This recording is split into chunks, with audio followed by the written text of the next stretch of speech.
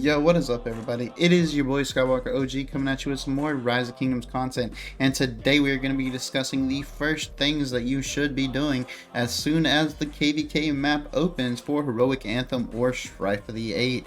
And yeah, without further introduction, let's go ahead and get into it. First off, Lilith will give you a nice little gift. I believe it is 1,000,000 crystals. But you need to go ahead and hop onto the KvK map before you accept that mail. I do know some Alliance members that clicked on it and accepted it, and it turned into resources and they were in Home Kingdom. So to be on the safe side, guys, I would go ahead and hop into the KvK map before I accept that. Now, let's go ahead and get on into the important stuff. Well, I mean, that is pretty important. That is a decent bit of crystals that will get you started off pretty fairly into this Heroic Anthem or Strife of the 8, whatever you are going into. But for the actual objectives, let's go. Lost Canyon, you need to go ahead and get into the Lost Canyon. If you do want to participate and compete in Lost Canyon, you need to go ahead and get into it right off the bat.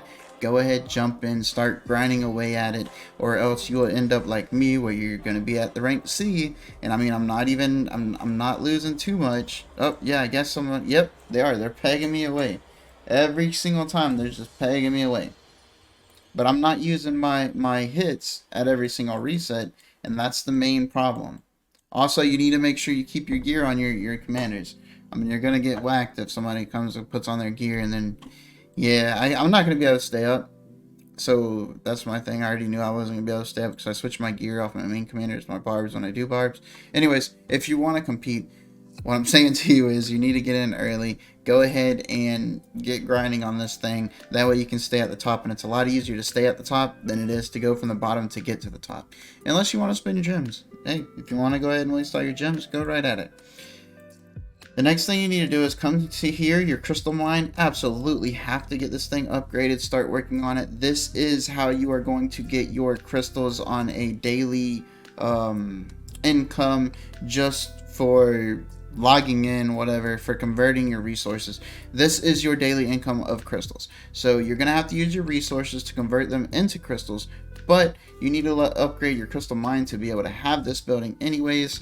Obviously, you're going to go to your little building here, your econ, and then it'll be here. It'll be your crystal mine, and then here will be your crystal research center. Go ahead and level it up to level 25. You'll get some good pop-up bundles along the way. The 50% I get from my daily, or from my monthly limited whatever bundle, the crystal resource bundle.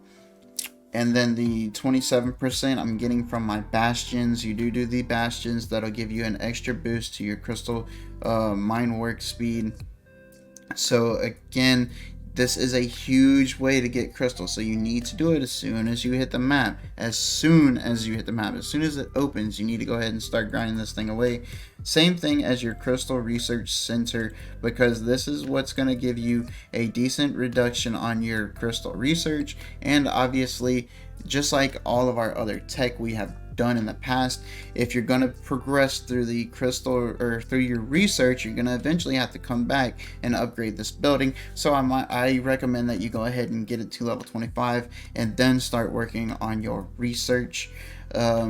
A big tip as soon as you hit the map again is going to be hitting the help button, guys. Hitting that help button. Every single member in your alliance, in your coalition, is going to be building, is going to be doing research. You need to hit that help button.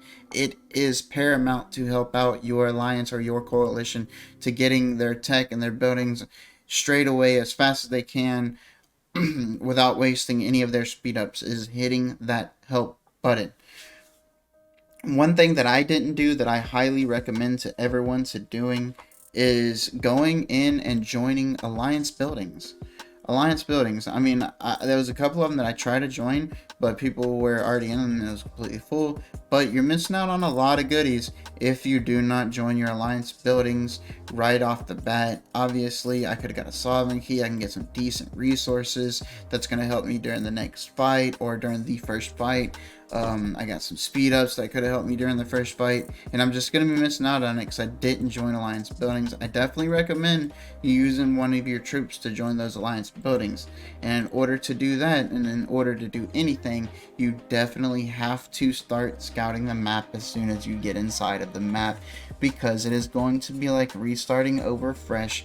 There will be fog if you're in Heroic Anthem. Strife, yeah, I don't think there's Strife at the beginning. No, there's not Strife, any fog in Strife, so you're good.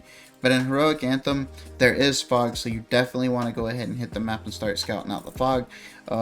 Tip for that: if obviously you're going to be in your camp, but if there's a ally or an enemy, somebody that's not in your alliance or your coalition next to a member of your alliance or coalition, you can scout that player, and it will clear out the fog along the way from your city to that player's city. But of course, you can just go along like this and scout, or you can go through your scout camp and scout by hitting the explore button here and then hitting go. It'll also tell you how much of your fog you've already explored.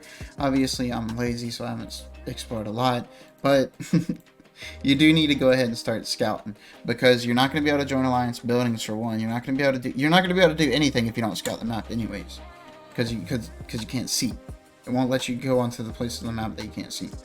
And then obviously another huge bonus to it is the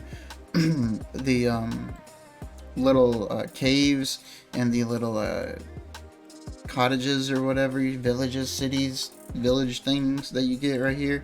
They give you nice little resources, nice little boosts.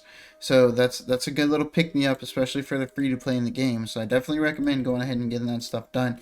And of course, you're not fighting, so these are tiny little things that you need to do, and it'll keep you, it'll keep your attention in the game for a good few hours, for a few days, while you're waiting on the passes to open a fight. I mean, the passes open in about 6 days, 7 days once you hit into the KvK map, so it's not too long, but there is a good bit of stuff that I've already listed that you need to go ahead and start grinding away at during that time.